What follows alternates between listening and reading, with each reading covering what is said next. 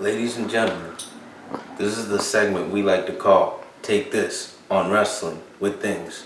I have something, especially for all the LeBron James fans out there.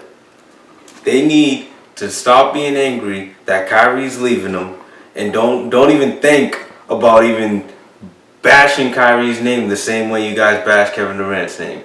Because the only reason why LeBron James is mad is because Kyrie beat him to the punch. Kyrie left the team when he knew LeBron James was just going to quit on them the same way he quit on Miami, the same way he quit on Pat Riley, and the same way he quit on Dwayne Wade.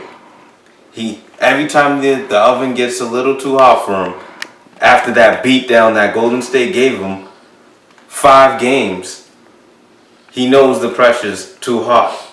He's going to leave Kyrie. They never liked to begin with. And it's just blasphemous to even think that Kyrie's a punk for this, or he's excuse my language, a bitch. But this is what we gotta go and get to the Carmelo Anthony segment on Wrestling with Things. It's time to start the show. Yeah, it's time to start the show. Off the top rope, 4-figure leg lock. Ric Flair with the chest chop. Haterers wonder why I never tap out. A young king like DeMarcus. Undertaker with a coffin. Choke slam so often. Stone Cold Steve Austin. Man, the boy keep flossing. Man, the boy keep talking. I'm with David. I'm to say. And I got something to say. And I got something to say. Let's start the show.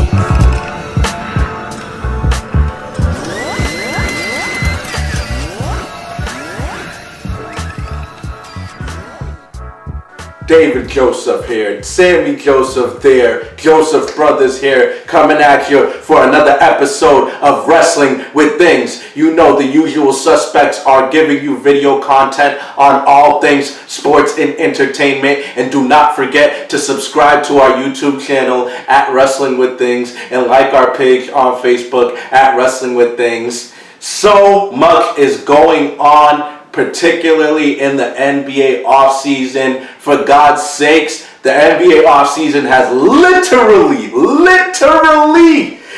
been more interesting than the regular season. Yeah, exactly. No, in all seriousness, no hyperbole, no exaggeration. I'm not blowing smoke up you guys' behinds.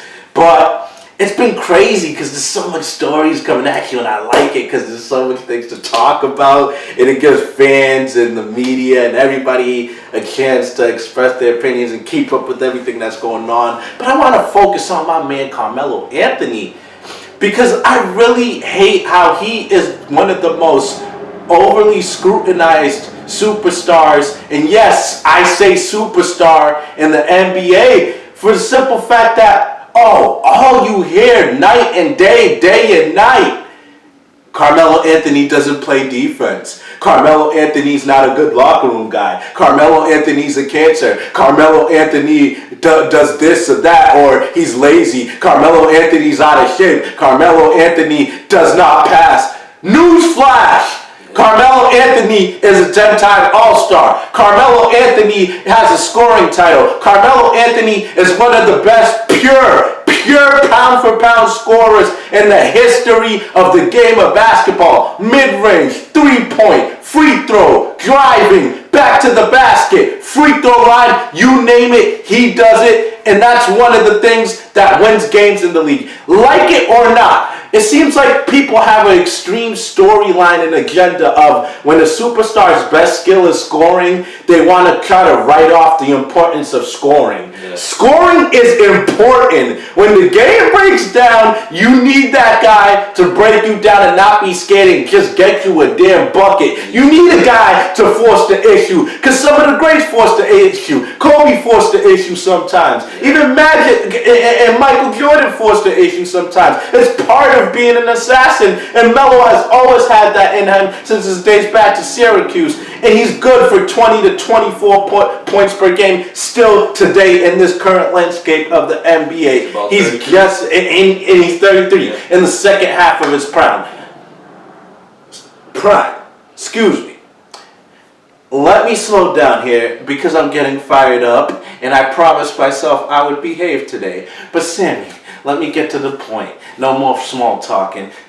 Where do you think is the most impactful fit for Carmelo as a basketball player? And where do you think he could be the most successful at? Because we see he wants the Rockets, but the Knicks are hesitating because they want him to maybe add another team that can maybe give them more in return. They're playing a little bit of hardball, and we hear that maybe OKC might be an option now. So Sam, tell me where you think Carmelo could go. What's the best fit for him?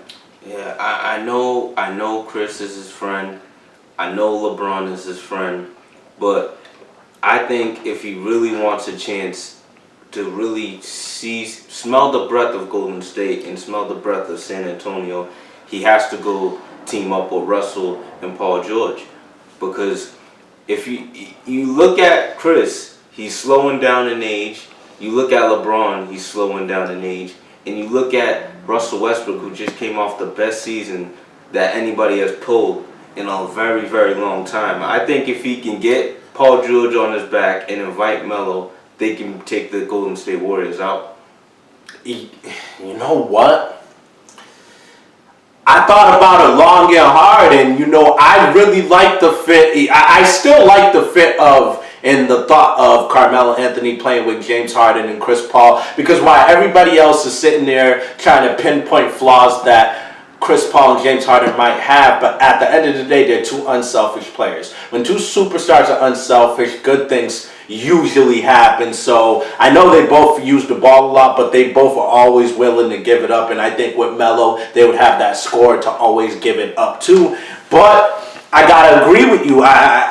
Westbrook just averaged a triple-double. Westbrook just came off an MVP season. Westbrook is still in his prime, and we all know he's top 2 point guard, give or take. You could argue him and Steph Curry. It's between them two. Yeah. In his prime, getting Paul George basically easy. They didn't have to give up much to get him, who's also in his prime. And then you get Carmelo Anthony, who I believe is still, like I said, in the second half of his prime. Those guys all could score at will.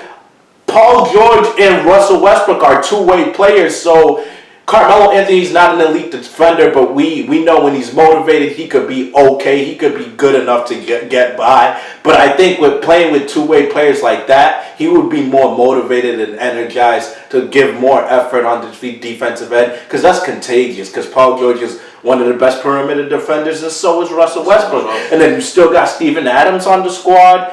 I would guess that if they somehow got Melo, maybe Cantor would be involved in the deal, maybe another player. But you still got Roberson for defense. They would be, I agree, they would be sniffing Golden State's breath. Because at the end of the day, people want to talk up and down like Golden State is unbeatable and so godly and so gracious and so good and so perfect. But the reality is, we've seen in the past few seasons the formula that beats them. You have to have multiple perimeter defenders like Avery Bradley, Jay Crowder, because even the Celtics do really well against them in the season. Spurs, Danny Green, Kawhi Leonard. You have to have multiple perimeter defenders to defend those guys, Steph, Clay, and Kevin Durant. And you also have to have a rim protecting big, or a big that can bang them, because their centers are their weak spot. And you have to have a great coach.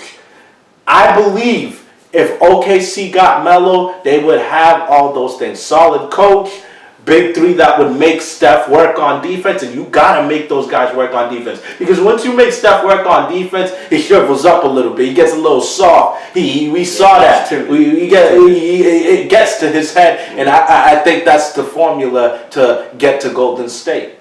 I believe so, because Melo, if you have this guy Russell, you've seen the work he does by himself. By himself, yeah. And you've seen how tough it was for even Houston to even get by. Those games were tough. Even though it looked lopsided with the record book, the games were, all those games were tough, and it just came down to them outlasting him. Now he has two players who could last in the fourth quarter, and he has players that can take over while he's taking rest. So Yeah, it would be that is a great point. It will be the best. He's fit. never had two players of those. Two players. He's had Kevin Durant, but two players of that caliber that could literally let him sit. Literally, he could probably play like 30, go down to like 33 minutes if he wants. He's an energizer bunny the whole game. So imagine if he's actually taking rest. Yeah. It's dangerous.